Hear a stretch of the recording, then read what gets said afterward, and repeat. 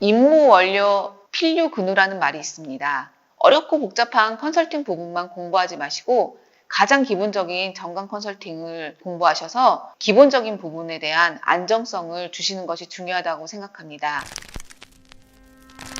안녕하세요. 저는 AMI에서 강의하고 있는 김소연 세무사입니다. 정관 컨설팅. 저희는 정관 컨설팅을 대표이사 부자 만들기라고 하고 있는데요. 정관 컨설팅은 컨설팅의 가장 첫 단계라고 할 수 있겠습니다. 왜 FP님들께서 정관 컨설팅을 해야 하냐면 대표이사를 부자로 만들고 대표이사를 보호하기 위한 규정을 컨설팅해야 되기 때문입니다. 그런 관점에서 이 영상을 봐주시면 됩니다. 법인 정관이 뭘까요? 법인 정관이란 회사의 설립, 목적, 조직, 업무 내용에 대한 회사 관련 법률을 규정한 것입니다. 회사 내에서 발생하는 모든 사항은 정관을 근거로 하여 해결해야 합니다. 많은 회사들이 회사를 설립할 때 만들어진 법무사가 제공한 표준 정관을 그대로 사용하는 경우가 있는데요. 정관은 회사의 상황에 맞게 반드시 업그레이드해야 합니다. 임원의 보수 및 퇴직금 규정에 대한 신문기사인데요. 카카오 전 대표가 약속한 성과금을 받지 못했다는 이유에서 소송을 제기하였는데 약정 당시 주주총회와 이사의 결의를 거치지 않았다는 미비점이 있어서 소송으로 진행된 건입니다. 이런 대기업에서조차 정관상의 미비로 인하여 성과 지급에 문제가 되고 있는 경우가 있는 것을 보듯이 정관의 중요성을 알 수가 있습니다. 자, 그러면 정관에 대해 살펴볼까요? 정관에는 기재하지 않으면 정관이 무효가 되는 절대적 기재사항, 기재하지 않을 경우 효력이 인정되지 않는 상대적 기재사항, 강행법규나 주식회사의 본질에 반하지 않으면 효력이 발생하는 임의적 기재사항으로 구분됩니다. 사실 이러한 부분은 그렇게 실무적으로 중요하지 않습니다. 상법에 위배되지 않는 대표이사 관련 규정을 저희가 알려드릴 예정이기 때문입니다. 이렇게 구성된 정관을 변경하려면 어떻게 해야 할까요?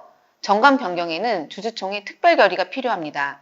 주주총회 특별결의란 출석한 주주 의결권의 3분의 2 이상과 발행주식 총수의 3분의 1 이상이 참여한 경우를 의미합니다. 이러한 절차를 실무적으로 진행하실 때에는 FP님들께서 직접 진행하시는 것보다는 전문가인 법무사에게 의뢰하시는 것이 좋다고 생각합니다. 법무사에게 실비만 지급하시면 절차가 해결되기 때문입니다.